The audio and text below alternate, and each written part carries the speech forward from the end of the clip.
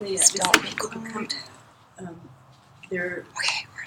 could be coming into my area, which is a health record, and they would see me, but there's nobody. It was like it's in the night.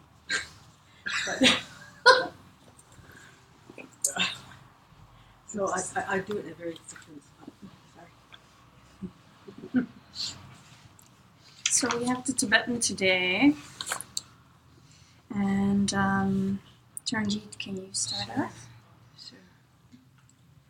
Sa shi pu ki juk shing mei to tram ri rap ling shi nyan de gin pa di sangye shi du me te wa Gidro kunam la shing la chu pa shu inam kuratlam mangalakam niritaya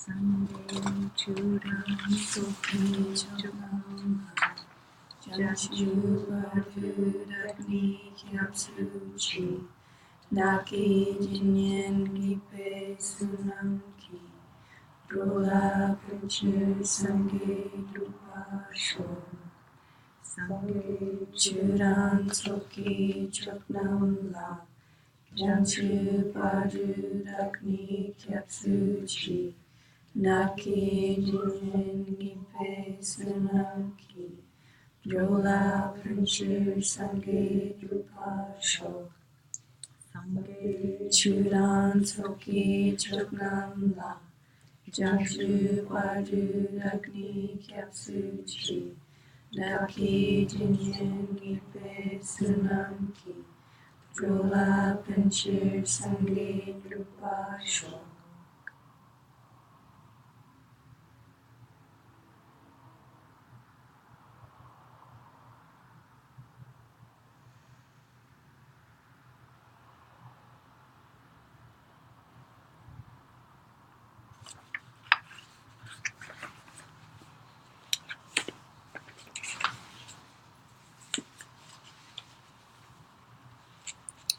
Okay, do we remember how last class ended? Do you remember the being that asked Lord Buddha a question in the sutra? Subhuti. Yeah, what did he ask? Remember? How does a bodhisattva live, think, and practice or act in the world? Yeah, so that's how the sutra basically starts. You know, they first kind of set the scene. I think it describes that Lord Buddha first goes in his morning round for begging, you know, how they go around with the begging bowl. And he comes back and has his food and cleans his mouth and getting ready to teach. And then Subhuti comes, kneels down, does his thing with the robes, whatever it is they do, throw it to the left or bring it down, I'm not sure, and asks this question. You know, how should a bodhisattva live, act, think? And then Lord Buddha starts to answer. And that's the first part. So first of all, he says that a bodhisattva should work for semchen. Say semchen? Semchen. Semchen means mind. Anything that has a mind. You can't see that, can you, Yasmin?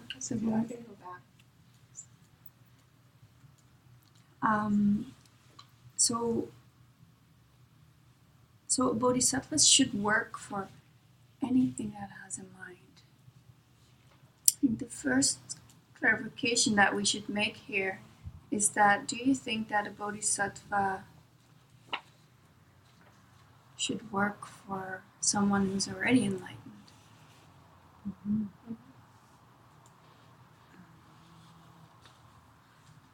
wouldn't work for me. to bring them to enlightenment. Oh, yeah, because you don't know. You don't know who Oh, is enlightened. we don't know. We never know. And isn't it true too that even though you're enlightened, you can still have kleshas? No. No, absolutely No, no. no. Well, once you've seen emptiness, you Yeah. can still have Yeah. kleshas. That doesn't mean being enlightened. Correct.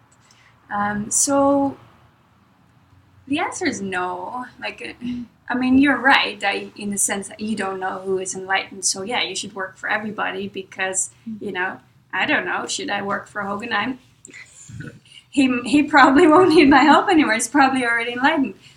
But hey, I'm not 100% certain, so let's just include Hogan. But, someone that I'm absolute certain I don't need to work. They don't need my help. They don't need my help. They're already enlightened. So we need to work for the people that we see as not enlightened yet, right?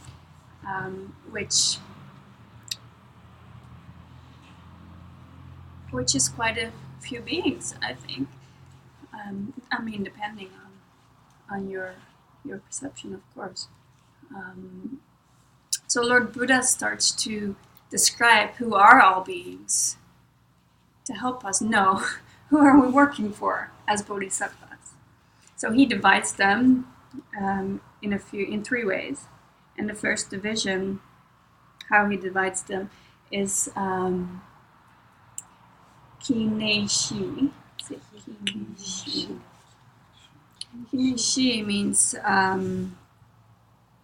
Kine means a place to be born, and Shi is 4. So it literally means 4 places to be born.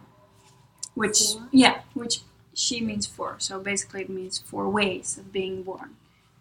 So he divides all beings in 4 different ways on how you can be born. And born in samsara, that is. The first way to take a birth is Gongkye. Gongkye means you're born from an egg. So any sentient being born from an egg. What would be another way to be born? Life birth. Sorry? Life birth. Like what humans give Yeah, birth to. from a womb, right? And that would be Nyalki. Nyalki. So that's the second way to take birth. What would be another way? We're already kind of running out of options, right?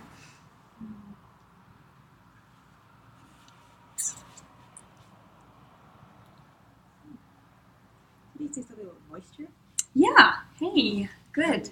Now, in ancient India, they believed that as soon as it got hot and humid, mosquitoes would be born, right, out of that. Oh, yes.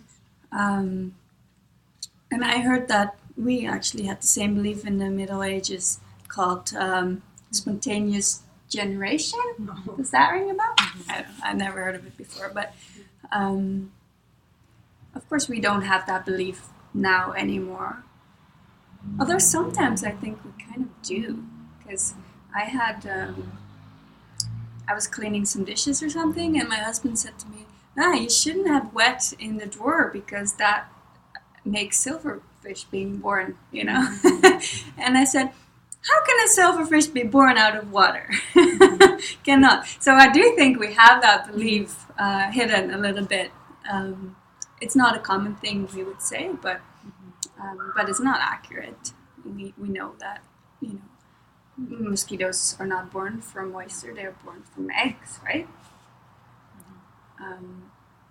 But anyways, that's what they believed, and that was Drusher Lekewa. Drusher Lekewa. So we have born from an egg, born from a womb, born through moisture. What could be another? Seed. Do they believe in seed birth? Born from seed? Born from seed? Yeah, I think kind of would go with eggs. I'm thinking division, but because you made me think with moisture. I thought, well, the amoebas and everything, they divide, don't they? Protozoa. That way, but I don't know if that's what No, it's not what's mentioned, and that might fall under moisture. Egg? might fall under egg or moisture. Yeah, I'm not sure. We'd have to ask a scientist like that. Or Cell through division. change, like a caterpillar turns into a butterfly. Yeah, that's nice too. It's also not listed. We might be able to fit that one too in one of the others. I'm not sure. But the last one that is being mentioned in this list is a miraculous birth. Yeah. And what this mostly refers to is not so much in this realm, but in a hell realm, you're not born from a mommy and a daddy, and you're going through like birth, teenage years, and all that. No, you are born like as an adult. You just appear there like that, and that would be a miraculous birth. You don't go through the stages, and the same as in Bardo. So they say after you die, you're going to be reborn, but before you get to take a rebirth, you are in Bardo for a length of time, and in Bardo you're also already like an adult. You're not going to be born and go through all the stages like we are going through stages of life. Yeah. So it means you're born finished, and that one's Tsutekewa.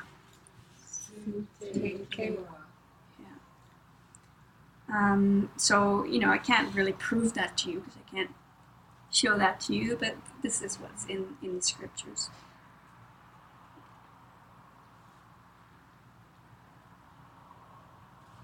So those are the 4 ways that we take birth, and those are the 4 types of beings that we need to save.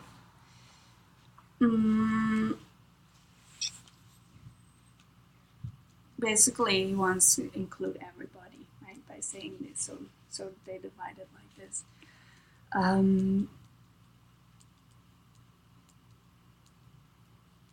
So then another division of all sentient beings would be, say, Sukchen. Sukchen means a physical body. So it means anybody with a physical body.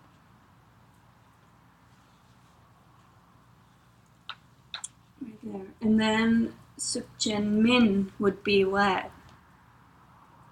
If Sukchen is anyone with a physical body, Min, usually in Tibetan, anything Ma Min is like a negative. So Sukchen Min would be. Sorry? Non-physical. Mm-hmm. Yeah, so we can divide beings like that. Beings with physical, beings without a physical body. Okay? And Spirit beings? yeah, we'll get into that. Basically, he's referring to 3 realms that we have. We have the desire realm, which is what we are in, which is mostly, they say we are beings of our senses, and we like food and sex, and that's kind of what we live on. Desire realm. And then we have what other realm? Where you don't. This. Not that they have hungry ghosts, I guess. Oh, no. Form. There we go. Form and formless. So a form realm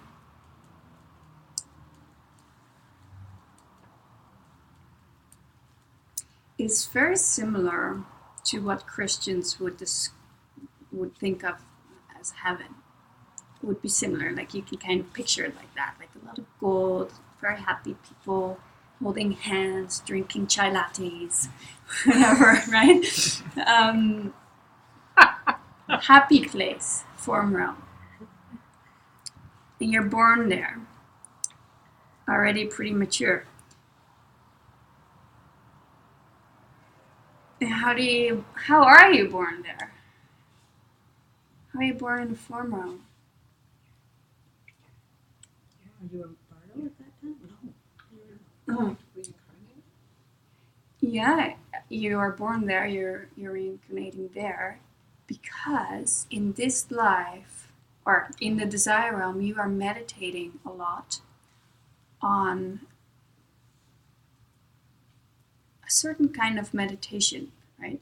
So often like the calming meditations where you would watch your thoughts, you kind of trying to think of nothing, those kinds of meditations will create the causes, or are the causes for you to be born into a realm like that. And it sounds kind of nice, but in fact it's not a thing that we want to achieve. And this is why actually for the form and formless realm, there's certain meditations that you can do, but we don't do those because there's no point in them, because we don't want to be born there. Because when you're born there, you'll have like, I don't know how long, thousands of years of extreme bliss and lovely times. But what you're doing is you're not creating positive karma, like you're basically just wearing your old karma out, and you will go to the hell realm after you're done there. So once all that good virtue runs out, which is all fine and dandy while you're there, but then the last few days you start to get clairvoyance and you start to realize that your body is dying. You start to really smell, and all of a sudden your God friends that are there don't want nothing to do with you anymore. They just want to be, in bliss. They're not gonna like look at you or be part of you anymore. So you're being kind of shut out, and then you just go to the lowest hell because it's worn out. It's run out completely. So that's why we don't want to go there. We don't want to be born in the form realm. So basically, because you're in meditation and it's not a useful meditation, but you're not committing bad deeds.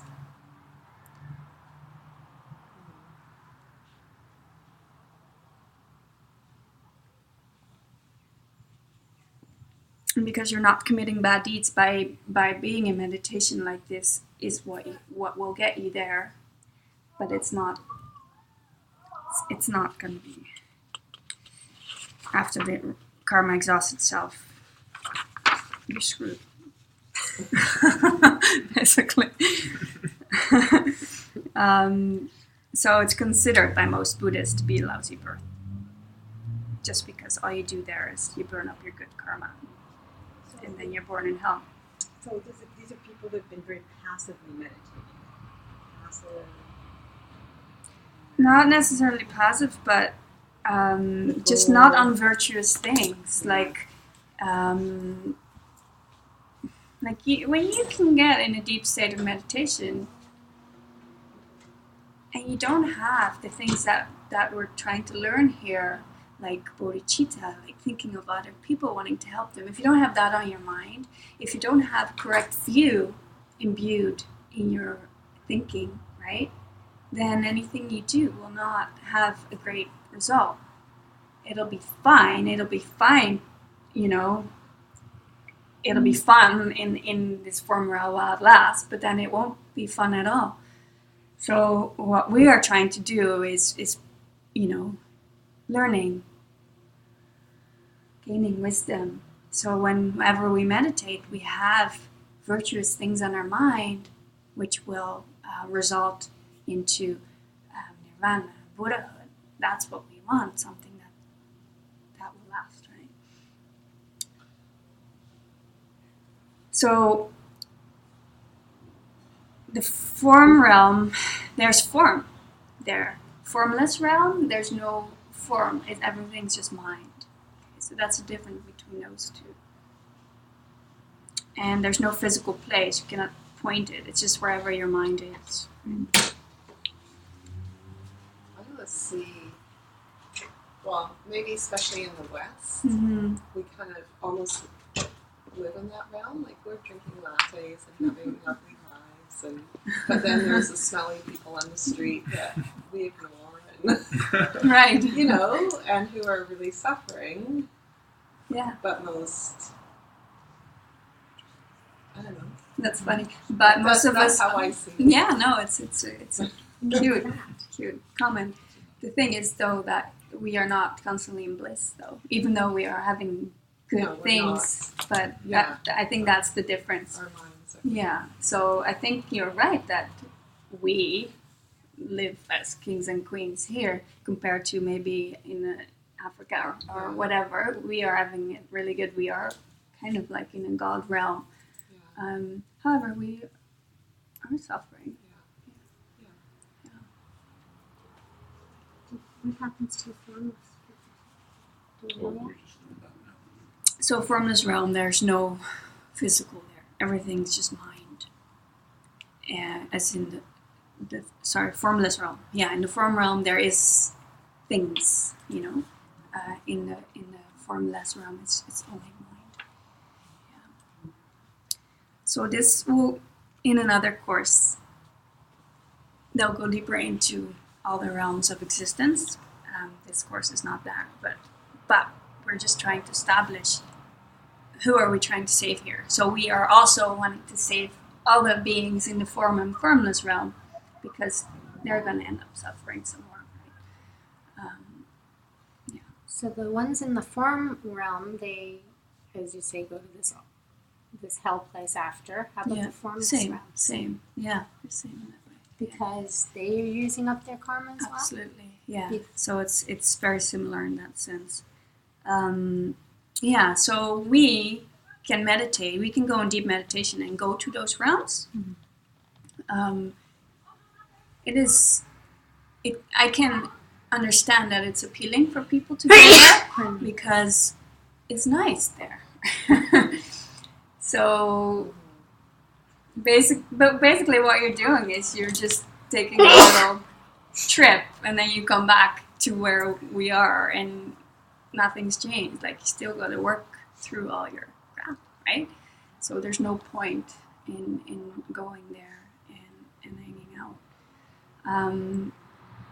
However, if you can go and, like I just said, if your mind is steeped in bodhicitta, in love, compassion for other people, you want to help them, and you have wisdom, you understand karma and emptiness, and then you go to a place like the form realm, it's different. It's different. You actually need to go to the first level of the form realm in order to see emptiness directly. That's where the platform is, where you shoot up to see emptiness directly. So we do want to aim to go to deeper states of meditation, but the important difference is that we want to have our mind imbued with love and care for other people and with wisdom. That's the big difference there. So does that mean you want to visit there but not live there? Exactly. Yeah. Yeah. And you might not even know that you're going there until you've seen emptiness. So they say that there's two form and formless realms. So the one is then a causal, and then the other one is result. So the causal is you can visit there, and the result would be you'll be born there because you've gone there so much, and put the causes into place. I don't understand. How are you able to help the beings there? Just through your meditation? How are you able to help beings?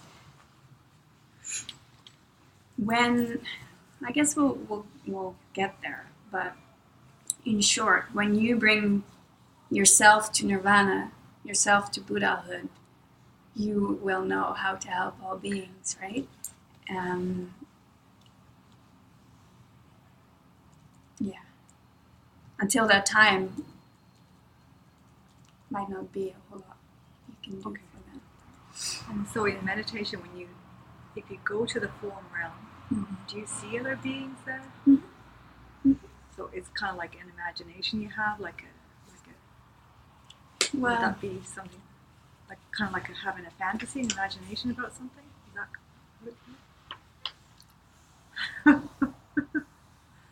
Experience. I mean, it would just like this is an imagination, I guess. okay? Yeah. So it would feel very real, just like this experience feels very real. Okay. You could say it's real, but yeah, you have to understand that anything you see here or in a form realm is all Projections. projection. Yeah. Yeah. So yeah, it's imaginary in that sense.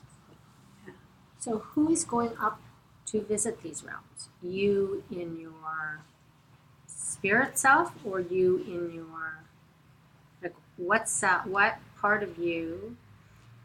We're talking about bodhisattvas who are going here. So those are human beings Mhm. who have reached that. Mhm.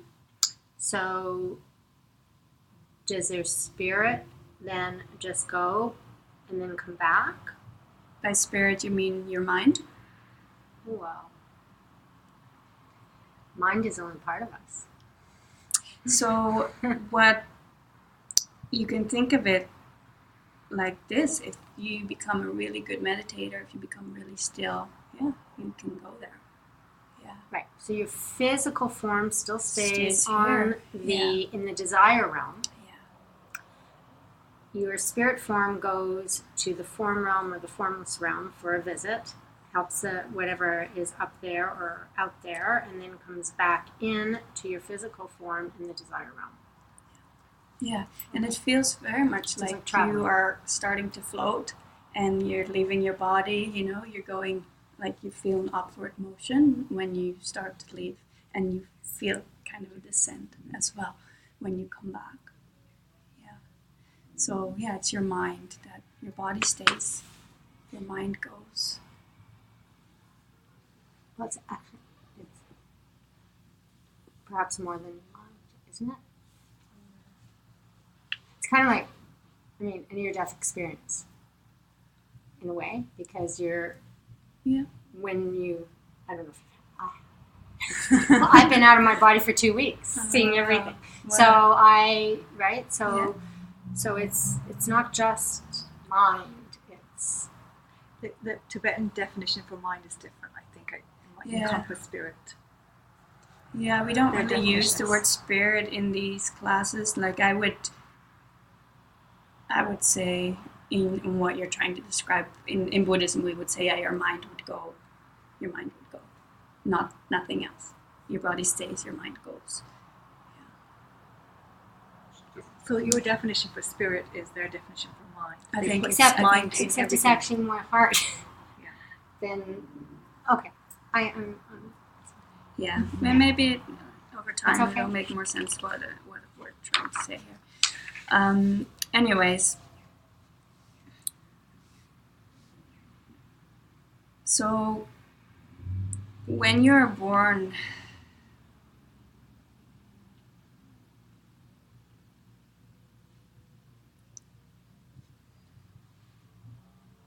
okay, I think that's good. So basically, in order to go to these places, it's important that you have a consistent meditation practice, or your mind will not become still enough to have these experiences, right? So they used to recommend like an hour a day, but now it's gotten less. Just if you can do shorter, then it might not feel as daunting, because there's no point sitting for an hour when you can only concentrate for 10 minutes, So it's good to build up slowly and maybe end up at half an hour a day, if you can. And then over time you'll notice that your mind will start to become more and more quiet, and eventually you'll be so quiet. And when you do all the other things that you're supposed to do, like being a good person in your life, helping other people, finding a teacher and trying to serve them, think of them in a certain way, helping people in need, like all those things will help you having better meditations, because you're planting all these causes into your life to have this experience of seeing emptiness directly. you need to study, you need to try to understand what the heck we're trying to talk about here, karma and emptiness, all those things. Like every time you think about it, you're planting seeds in your mind stream to understand and to, virtue. You're planting virtue, which is needed for deep meditations like that to occur. So, try to, if you can, to meditate frequently. Okay, so we got the 4 ways of being born, that division. Then we have the other division of form and formless realm. And then there's a third division,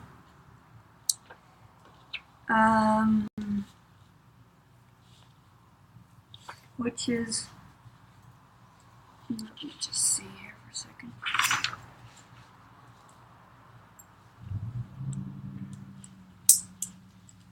Oh yeah, they're dividing that as, I think it's,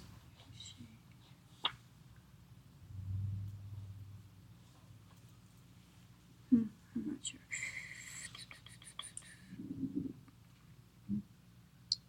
Douche. It's called douche, the ability to discriminate. So the last division is like those who discriminate, I guess, and those who don't.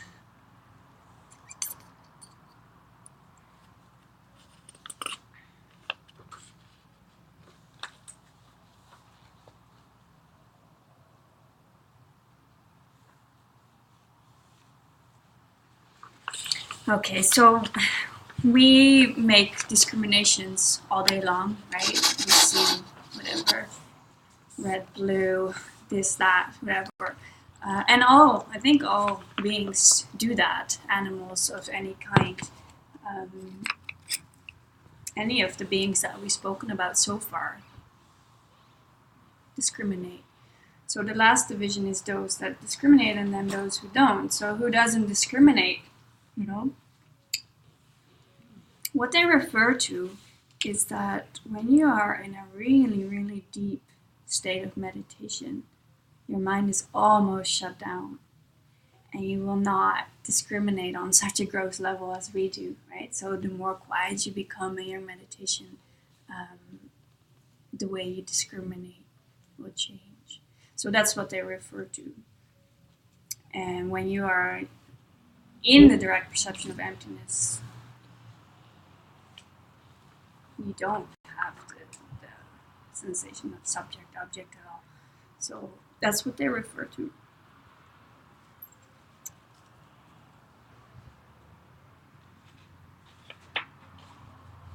And then there's the people who are in between, so not where the mind is pretty much completely shut down and not gross discrimination like we have, but somewhere in between. So that's the last division, discrimination that's gross and extremely subtle and everything in between.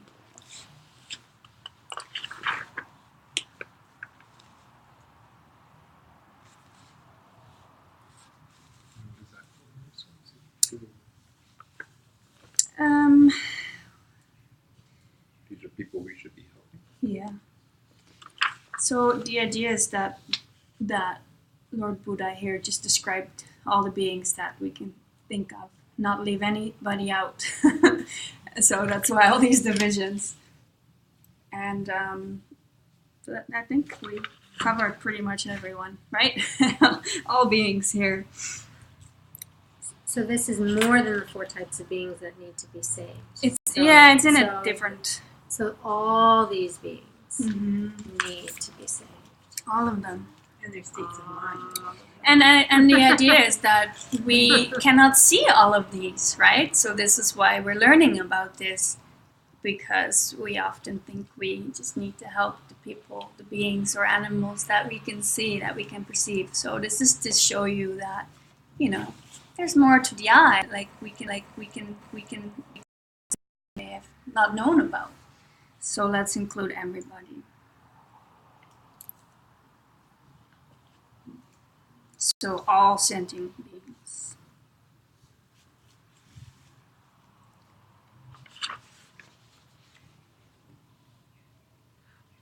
Although the form and formless realm, they're not really considered sentient beings, are they?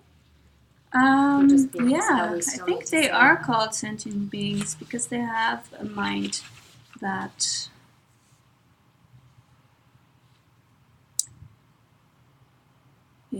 because they're still suffering, even though they might not think they're suffering. I mean, some days I think I'm not suffering, but I'm suffering, you know? They are suffering beings because they are not Buddhas. They've not overcome everything, Right, right? So they, you would consider them sentient beings. Sentient? Yeah, I think so. Well, they're, are they miraculous birth? Sorry, Are they miraculous birth? I think so, yeah. So that would fall under that. And, it said that we're in a perfect realm because we need some suffering. If you are living in the God realm and everything's fine and dandy, you're not gonna work hard to get out of there, right? On the days that I'm feeling everything's awesome and amazing, I don't feel very much inclined to work hard on my spiritual practice, But the days that are tough or that I'm being challenged, they are motivating me to work harder, right? So they say that in the desire realm, which is where we live, we have the perfect amount of suffering to motivate us compared to a realm like form realm. And in a hell realm, you would think they have a lot of reasons to work hard because it's horrible there.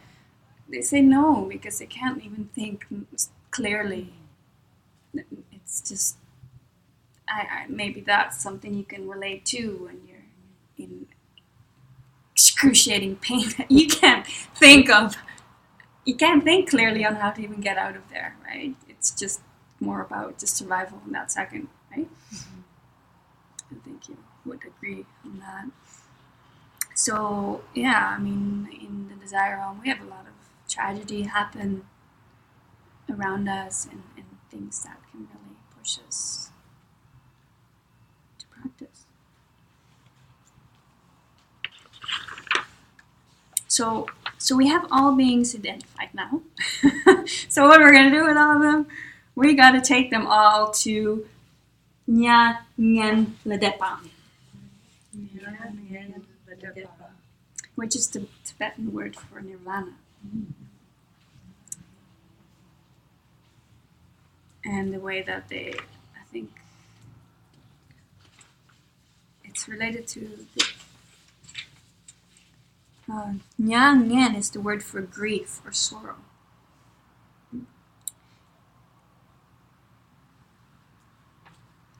And Ladepa is to blow out. So you want to blow out grief or sorrow.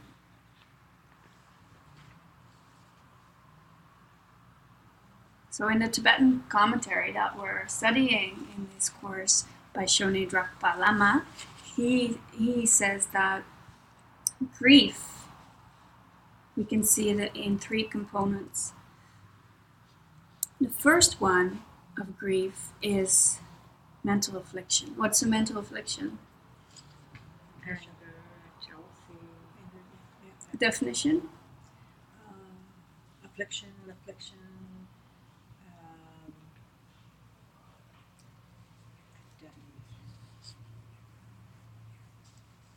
The definition that I was looking for is anything that disturbs the mind. So anything that disturbs the mind is a mental affliction. And you hear that a lot in all these courses, mental afflictions. We call them kleshas. Klesha is the Sanskrit word for it. So anything that disturbs the mind is a mental affliction. So this is a component of grief, of sorrow. Because we have these mental afflictions, because we act on them, we collect karma. Because of that, we suffer. So those are the 3 components. So you were just saying, giving a couple examples. There's a top 6 of mental afflictions. Do you want to give it a guess? Which ones would be the worst? Top 6. Anger, yeah. Jealousy, Yeah. envy, or envy. Maybe not. Sadness. Did you say envy as a third one? I don't know, but jealousy. Jealousy. Yeah. So anger, jealousy, pride, Pride, nasty bugger, pride. Greed. yeah. And then Hubris. and then Or- it's kind of a weird division actually, but it's those three, and then it's ignorant desire, ignorant aversion, ignorance itself. Ignorant desire. Yeah. Can you take that slow? Greed. Sorry. Ignorant Aversion. aversion. And And ignorance. Plain old ignorance. Plain old ignorance. And what they mean by ignorance here is what? Wrong view. Wrong. Yeah. Wrong view. Yeah, very important. That's all not So basically, there is 84,000 variations of mental afflictions based on these 6. Oh, So wow. there are so many, it's ridiculous. Someone had to come up with 84,000. I don't know if there's a list somewhere, but that's a number that Yeah. they give in the scriptures. So really, if we work on, I want to say, if we work on ignorant aversion, ignorant desire, and ignorance, we will blow all of them out. If we can get rid of those, Yeah. all the other ones are based on that, right? the 3 ignorance. Yeah. Yeah. So if you didn't have those 6 main ones, you wouldn't collect bad karma. Right? So say starting today, you wouldn't collect any of that because now you know, so you're always going to be nice and you're not going to be, you're always going to be good. Then what's happening is any karma that you still have from all the acts that you did before today, you still have to deal with all that karma. So that karma needs to ripen. But if you don't react to it, you don't recreate it. Yeah, you don't perpetuate it. So basically you're just draining out all your old karma. And then once you've drained it all out, then what?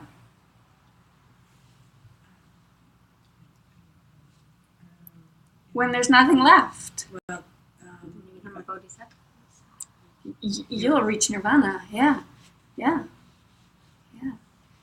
Because if there's no mental afflictions, your mind is not disturbed.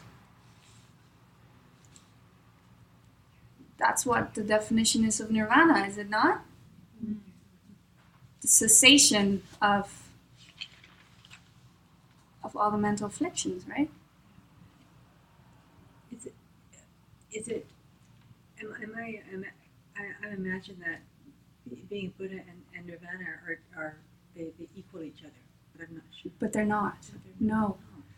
not. Nirvana is simply, well, it's not simple, but it's simply having drained out all of it. You have no more bad. You don't have an afflicted mind anymore. So bodhisattva does not, when you say Buddha and Nirvana, so bodhisattva doesn't necessarily take the next step to become. So a Buddha. bodhisattva They can is just somebody. stay as a bodhisattva. Yes. Bodhisattva is someone who wants to become enlightened, right? And you are a bodhisattva as soon as you understand the true nature of your mind. So you can be a bodhisattva but not quite be in nirvana yet. Yeah, you can be a bodhisattva and you still have some karma coming up that is still needing to be purified, right? So a bodhisattva can or cannot be in nirvana. Mm-hmm. A bodhisattva can be in nirvana and not choose to go one step further. Yeah, it's true. Right. It's true. Yeah, it's true. So basically, when you're in nirvana, you're in bliss all the time because you have no causes in place to not be in bliss because you've eliminated all of that, right? Makes sense. So then what's the difference between being in nirvana and being a Buddha?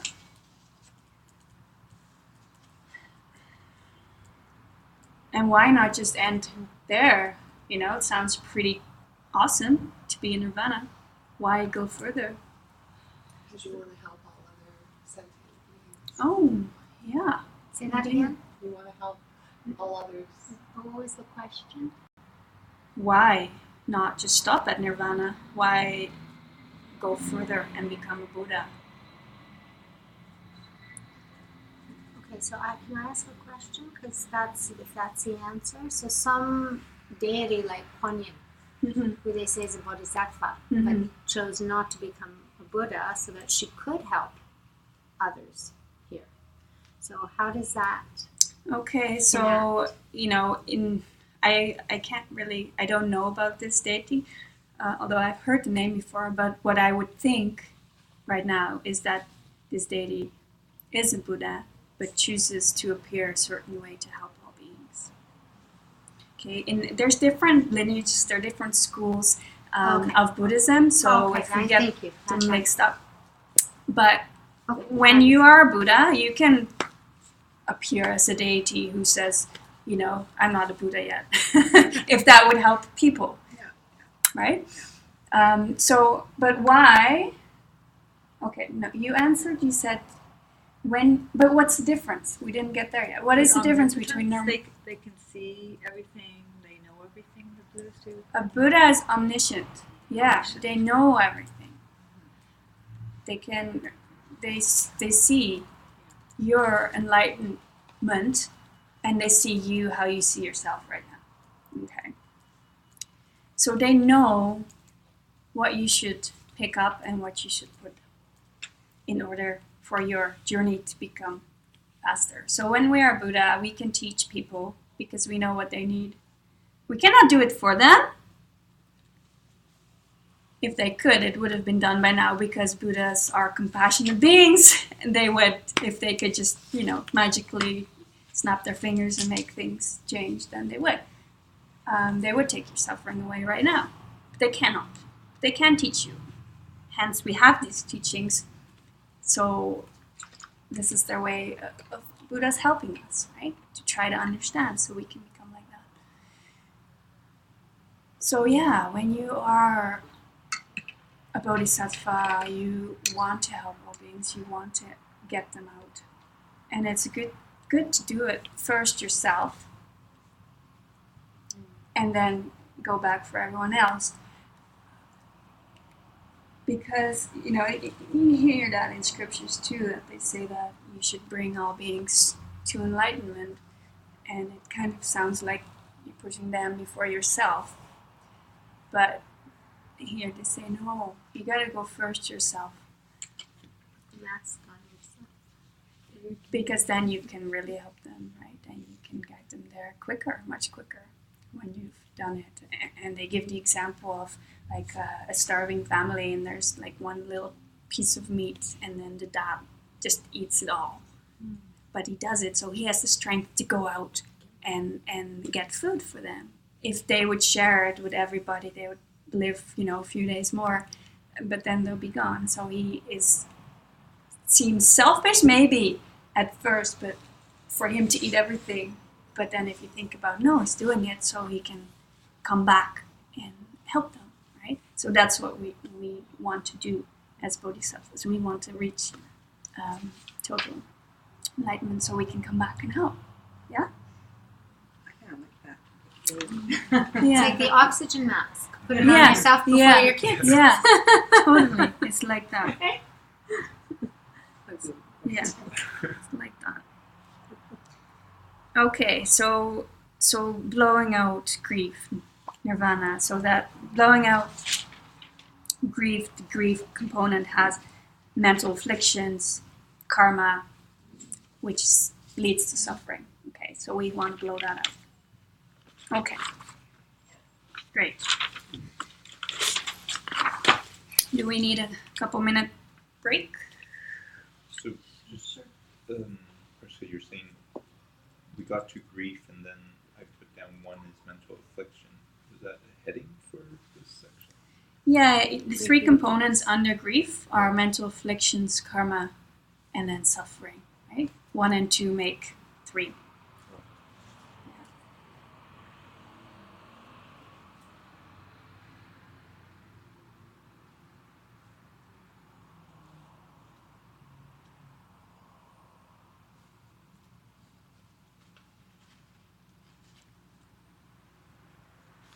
Okay, let's stretch for 2 minutes and then come back.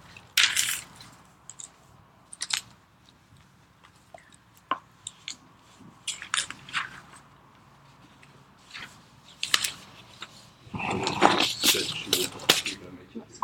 Sorry? Charlotte had sent me a text. That she couldn't come. For hot tea. How is it? It's pretty good. Do you want tea? Mariska. I brought me a coffee, so Ask your question, or Yeah. do you want to look ahead?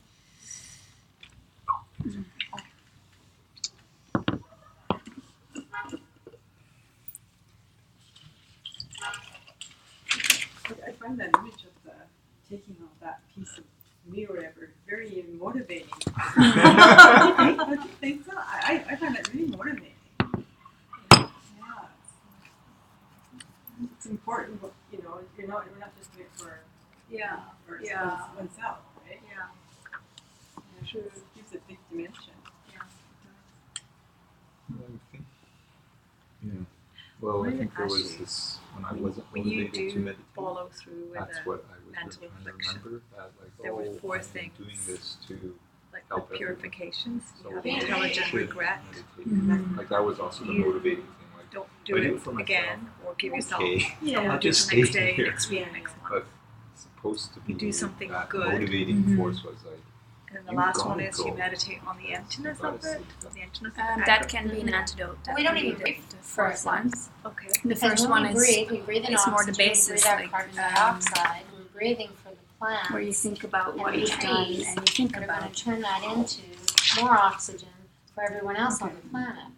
So there's nothing that we, like the foundation. you know, our actual you do functions think about karma and are, emptiness a bit. Yeah. our breath is designed It is. to Thinking give about your that, It's all part of the knowing plan. that it wasn't You just have to connect. yeah, and go and, to and regret use it, from there.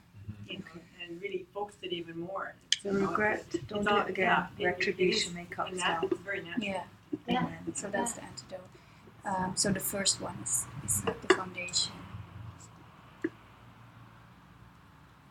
Thinking about what you've done. Yeah, it's like a So that's yin the and first yang, one. or And the second one is regret. giving and The third receiving. one is It's like restraint. Right from You didn't the get restrained in moment that. before. Don't do it ever again. That's restraint. Okay. Yeah. Which, you know, something's that's setting the bar a little bit high. You can also say, let's not do this again for a day or something, right? We're the most joy when we're helping others. And then you do something good. Yeah, you do something to Realization. counter the Pushes which us to go a deeper. meditation on emptiness is always The true joy isn't, just helping yourself, pure. which is temporary. Can I ask you? The joy of helping, serving others. That's Getting you. away. That's your Couldn't gift. do stuff.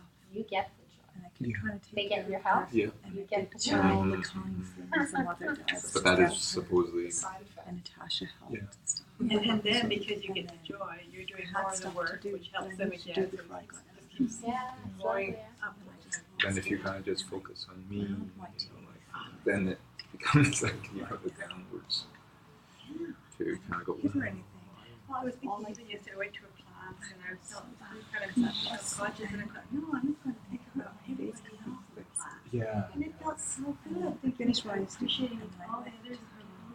I'm sorry. It's what Well, on the holidays, sometimes I would kind of go, I don't really feel like going to this gathering. next time. But then if I thought about, well, I'm go there to help others, then I was a bit more motivated because I don't really want to go, but if I'm going there to help everyone there, if somebody needs help, you just gotta maybe listen to them or share something. Then I had a bit more energy to go. Well, at some point, you just won't get that anymore because of everything you're doing here, right? being having aware families, I is the know most that important thought thing about, that you okay, are if we aware of really that. want to, You're not blaming her. You're actually taking responsibility. You're apologizing, like you're doing all these things that are crucial for spiritual practice. I mean, God, everybody has the disease of blaming everything and everyone, right? Oh, You're right here. You are aware of the situation. And You then haven't if you regret. really I do. wanted to I feel help so your bad. family, I mean, then this, then that's you gotta already, go ahead there and you you gotta go. do this. You're already purified. Yeah. If we really want to help our Awareness is the family, biggest thing. Oh, yeah. Yeah. we gotta And then you're already telling her you're sorry and everything. And you're caring for Yeah, her so and that all was this a good time. So, reminder. yeah, don't be hard on yourself. I guess that's what this is, a nice class to remember, Yeah. to get us Is from there our anywhere in the teachings you said the Buddha can't do it for you? I'm not saying I just want to be lazy or people want to be lazy and not do anything. If I pray enough, God will just do it. you're really I kind of helping. feel like at some point Yeah. that People get, they help you in spite of you know, they'll take it and use, you know. Yeah, sometimes you call out for help. So and they're help sharing doesn't come. experiences, Yeah. right? Where So they it can have appear kids that and they they now now understand But you are putting the karma in place for all that to happen. the For being nonviolence. It's very simple, right? to appear to you that they're helping you in a way that you didn't even think was possible. You know, so Yeah. when they come in and Yeah. So Yeah. and that's like But you need to know that, yeah, it's not them. They're representatives of nature. It's they're your projection, which you're forced to see because it's So so what time so my is your projection class? might be that. it is at 9 we start at 9:15 and go over Yeah. by I have that all the time with him. Yeah. Maybe I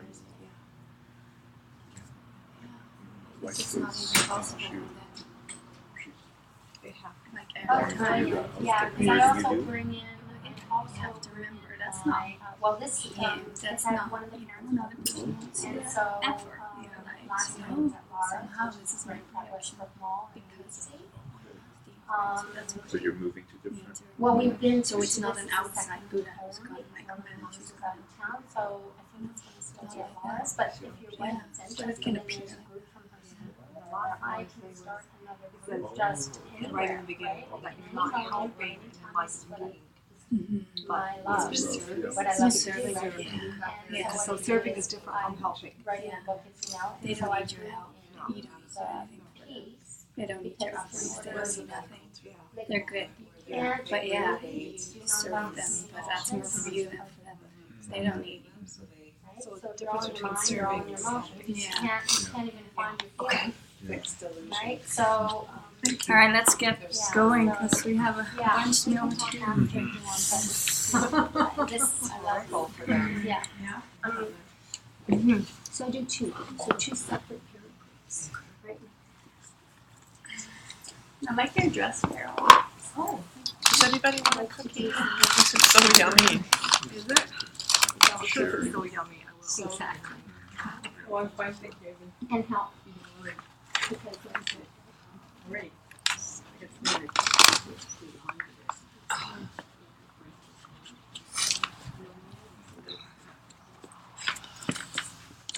Got my serving.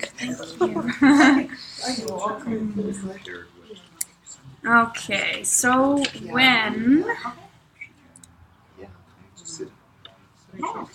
when the Buddha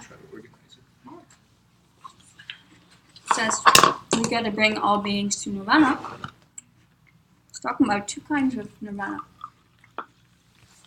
The first one, kun sop semkye. Semkye. And the next one, dundam semkye.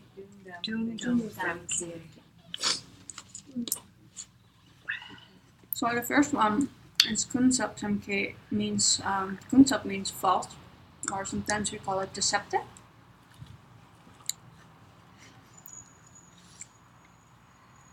So we have deceptive reality, and we have the second one would be ultimate.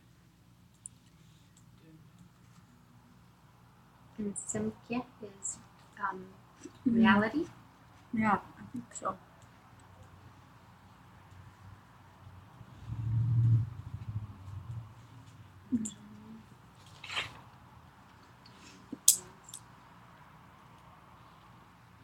No, sorry, Samkhya is bodhicitta. So I'm sorry. So deceptive bodhicitta and ultimate bodhicitta. What would deceptive bodhicitta refer to? Does anybody want to take a guess at Just that? for me. I just want enlightenment. Just for me. Mm-mm. No. No. Deceptive bodhicitta. When you Yeah, actually, what you're saying is contradictory because bodhicitta means you want to help Help all beings. others. So, Yeah. so You don't know where it's coming from? It's personal. It's more self-serving. The first one No. is no. no, that's what Ranjit said. But no, deceptive bodhicitta refers to deceptive reality. What is deceptive reality? It's samsara. Mm-hmm.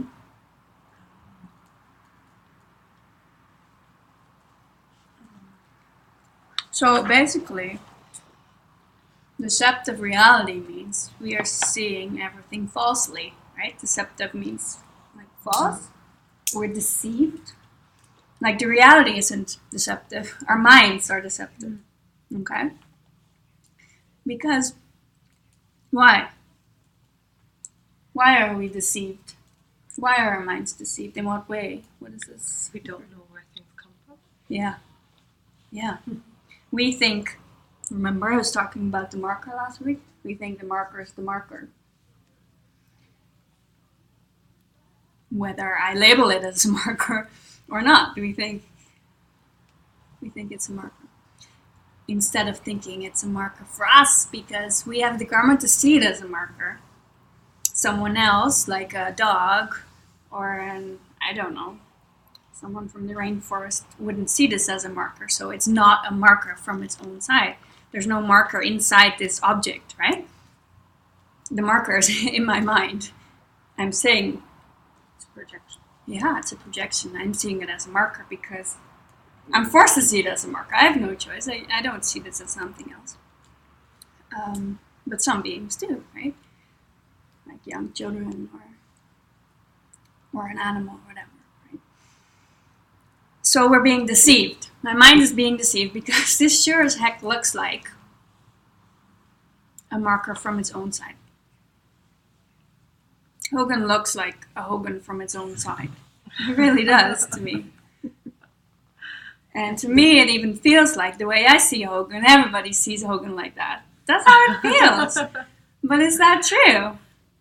It's not true.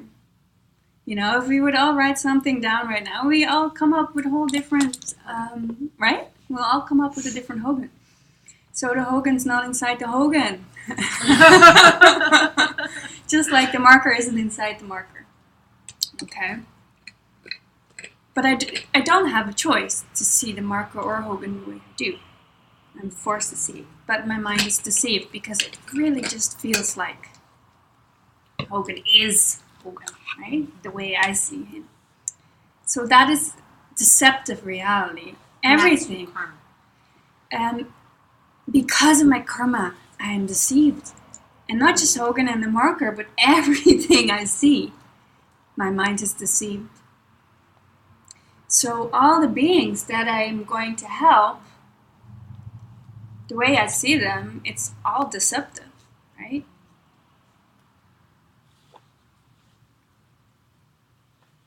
But my karma is such that I see them all as suffering and I need to help them. If my karma was different, I would see them as enlightened beings, or if my karma was better.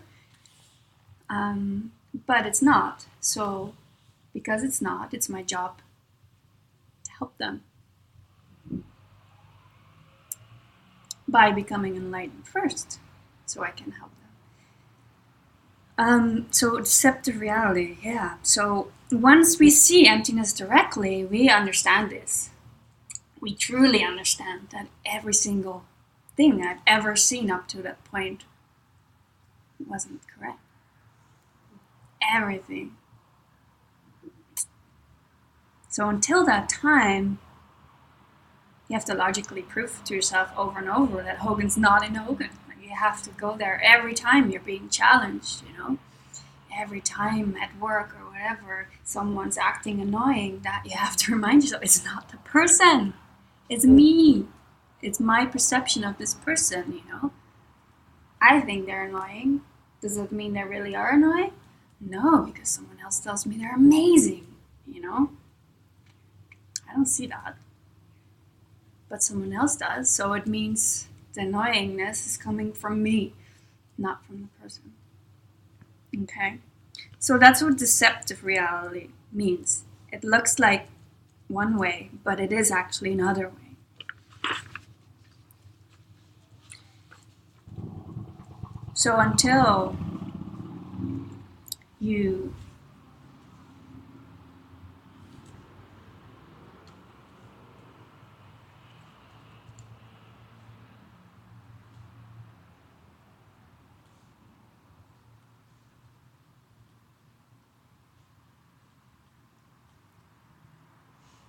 So until you have reached a very high state, which is after.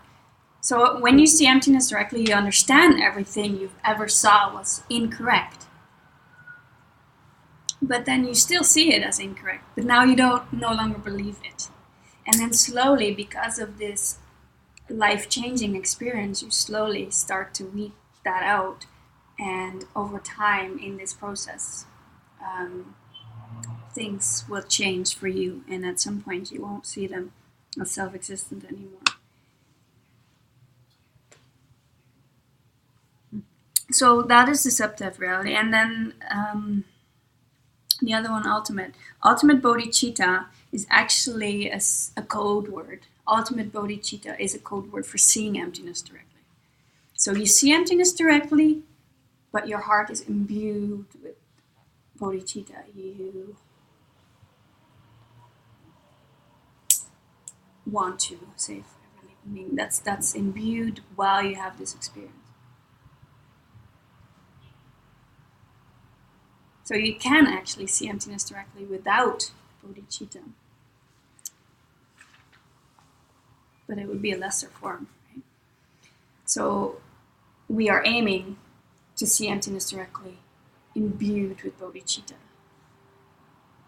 Because that's the quickest way.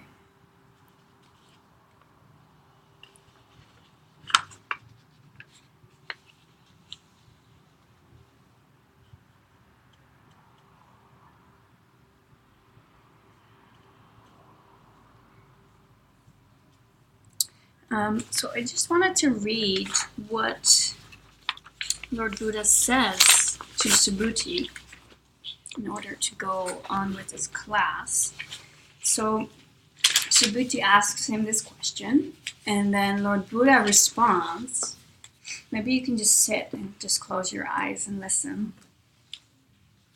Subhuti, this is how those who have entered well into the way of the Bodhisattva must think to themselves as they feel the wish to achieve enlightenment.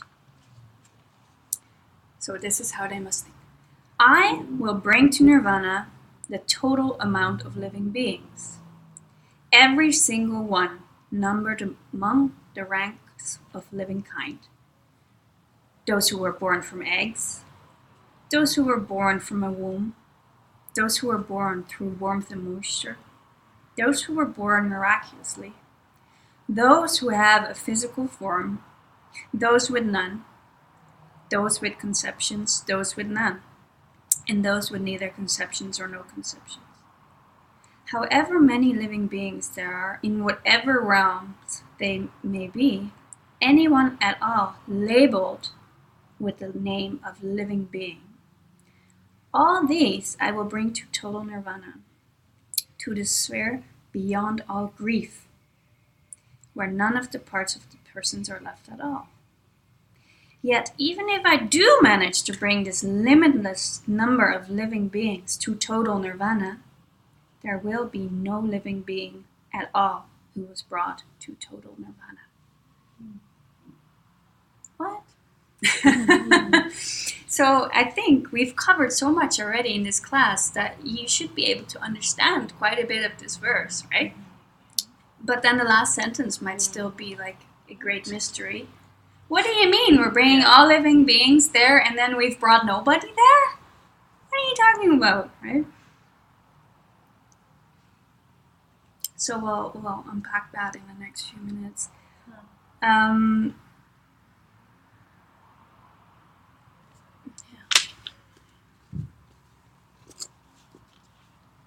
So I think there's a couple ways to look at that.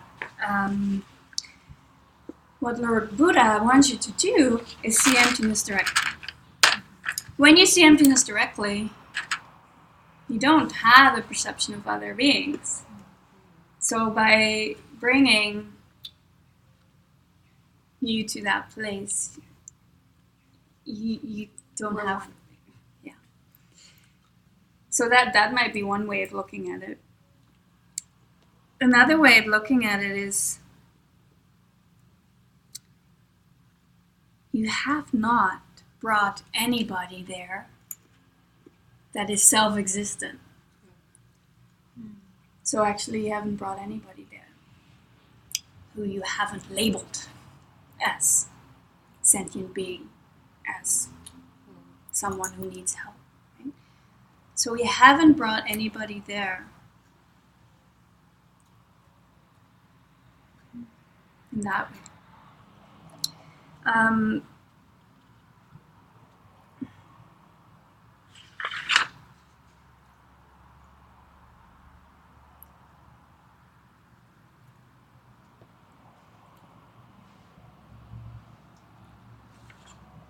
we can talk about the gotcha here, because the gotcha, say gotcha?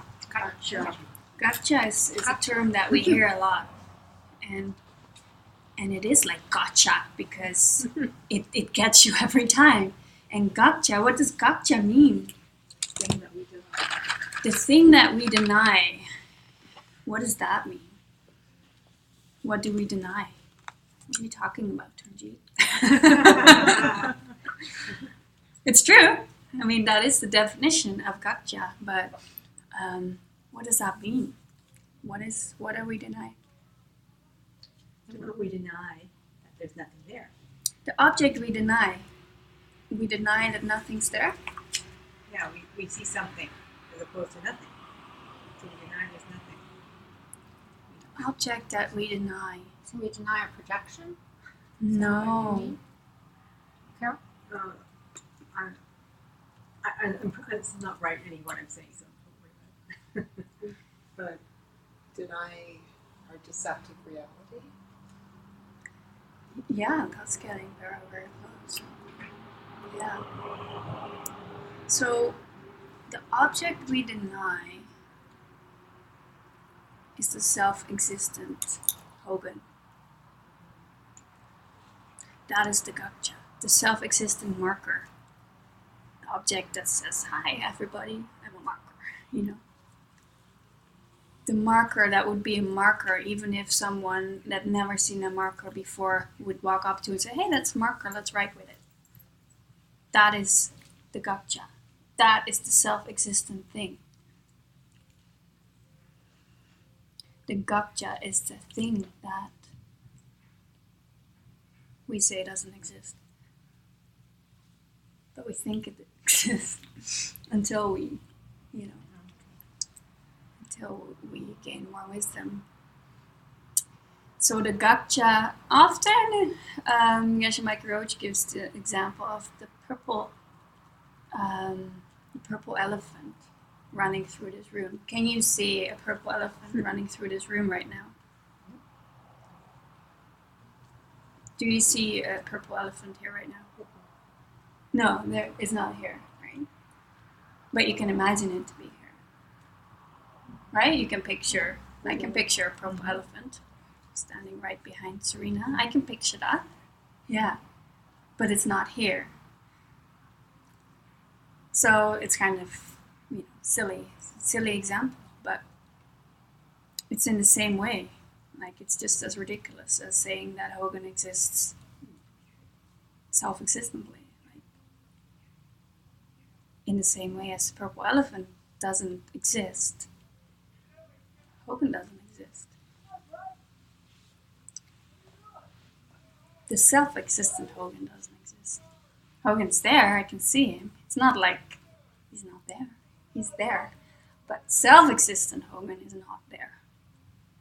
So that's a bit of a mind bender, right? So it's good to think about that. So how do you interpret self-existent? Self-existent,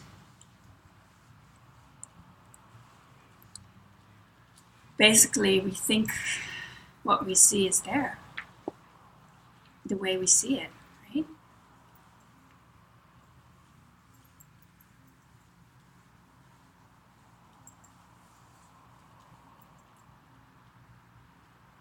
It has meaning from its own side, identity from its own side. From its own side, yeah. That it doesn't depend on other things. That a computer can just exist like here without it depending on all the causes and conditions, without it depending on Turnjit bringing it here, setting it up, like that. It just exists, and that it doesn't depend on it being made in a factory, any of that kind of stuff, that it just exists. And that's how it appears to us. You know, I see a computer, it's a computer, it feels like it's self-existently there, always there, will never break down type of thing, but it's not. And it's not even a computer, because a dog walks, it doesn't see a computer, right? That's going a little step further. I see a computer because I have the karma for myself to perceive it as a computer. I'm forced to label it as a computer because of my karma. Right? I get exactly what you're saying.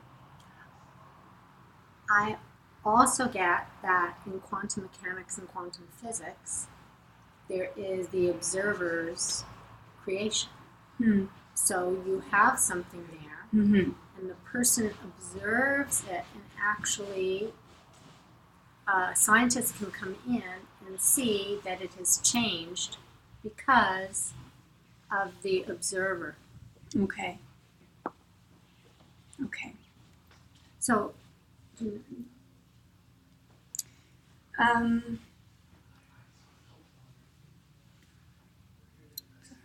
my train of thought.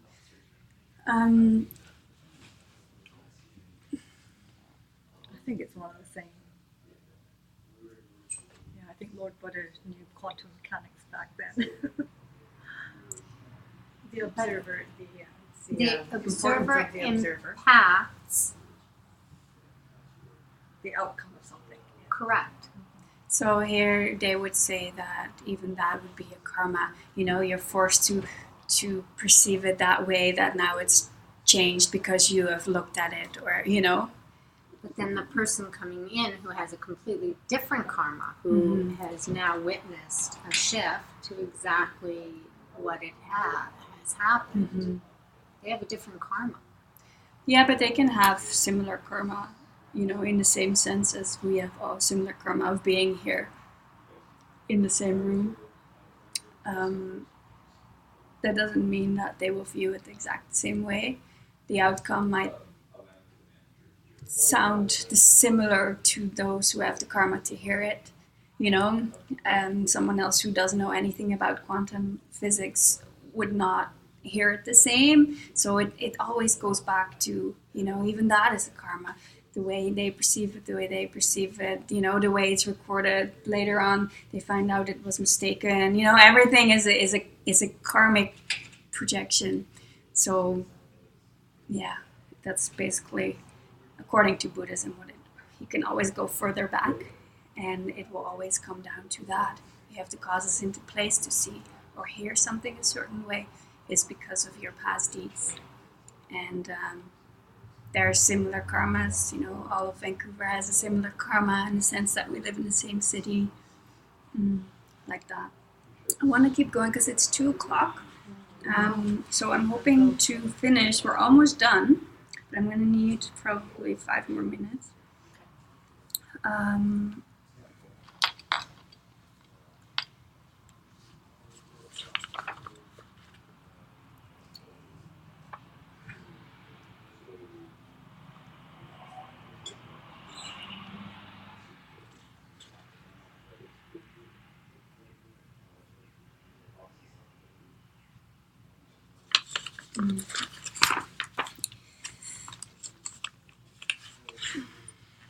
So another way to understand emptiness is to try to find a person. And that is in 3 ways. Can you find a person in its parts? So can we find Yasmin in her foot? You know, if we would chop Yasmin's foot off right now and I have it in my hand, can we say this is Yasmin? Cannot really say that, right? Can you find Yasmin in something other than her parts? So can I find Yasmin in this cup? No. So you cannot find Yasmin in her parts. You cannot find Yasmin in something other than her parts. Then can we find Yasmin in some of her parts? So all of her body parts together. Can we find Yasmin in that? The sum of her parts. The sum, like S-U-M. Mm-hmm. That sounds, I want to say yes, but I'm thinking it's probably wrong. Yeah, you'd probably want to say yes, indeed. But here's the thing. You cannot find Yasmin in the sum of her parts unless you label it. Oh, right. So that is a very important factor that you, because Yasmin, we cannot find her in her parts. We cannot find her in anything outside of her parts. We cannot find her in the sum of her parts. There is no self-existent Yasmin. So you have to impute. I have to impute Yasmin onto Yasmin's part in order to get Yasmin. Yeah. And someone who doesn't know you wouldn't label you as Yasmin, right? Mm-hmm. So that means you're not self-existent Yasmin, because if you were a sum of your parts, then everybody would see right away, oh, this is Yasmin, right? So does that make sense? Just like everything. Yeah, just like everything. So it's just another way to try to understand emptiness. And that's what we do in these classes, right? We take all these different routes to try to get there and try to understand it. So if you think about this a lot, it will lead you to have direct perception of emptiness. Because if you can prove to yourself over and over, Yasmin's not in Yasmin's part, Yasmin's not the sum of parts, Yasmin's not in something other, and apply that to all the things you see, then you will come up empty-handed. You cannot find, you cannot find anything inside an object. What you come up with is that everything is you labeling. So that is one way to find emptiness. Yeah. Does somebody want to repeat that quickly for Hogan? How to find emptiness. That's what Yeah. I heard the last sentence. Another way of understanding emptiness. Well, you could look for Yasmin in her parts. You could look for Yasmin in a cup. Or you could look for Yasmin in the sum of her parts. And you would meditate on that, and you would come up with that you actually project Yasmin onto her parts. So if you meditate on that, on those 3 concepts, that will lead you to. Yeah, you will never find Yasmin in her parts. I cannot find Yasmin in her foot. I cannot find her in her finger. I cannot find her in something other than her parts, which would be, I cannot find Yasmin into a yoga mat. And then the last one is, I cannot find her in the sum of my parts. And that the last one would be the one that we would be inclined to think, yeah, Yasmin's a build-up of her foot and her head and her mind all put together, and that's Yasmin. But it's not. It's not. Otherwise, everybody would see Yasmin. The people that would walk just into this room would say, oh, there's Yasmin, But they don't. So it means Yasmin's impute it, right? And label Yasmin as Yasmin because of my karma. So that is another way of thinking about emptiness. And that's class. At some point, you impute the parts as well, right? Mm-hmm. Yeah. Well, you impute the whole thing. Yeah, you cannot see Yasmin's some of her parts. You can't. I mean, I cannot see Yasmin's back right now. I don't know if it's there. That's the middle school way, right? That is Yeah. their way of saying. Remember that class about Bach Chuck, and one of the questions was, how does a middle school way see we kind of break down the parts, we see the parts, and then we project the Yeah. meaning. Yeah, we do. We do. Yeah. So I just want to double check if I've covered all the homework questions. I think I have. Thank you. We'll see you next week. No worries, no worries. Bye.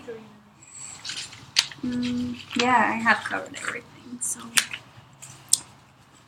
great.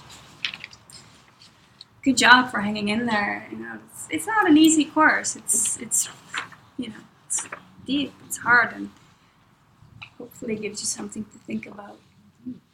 So let's do our closing prayers.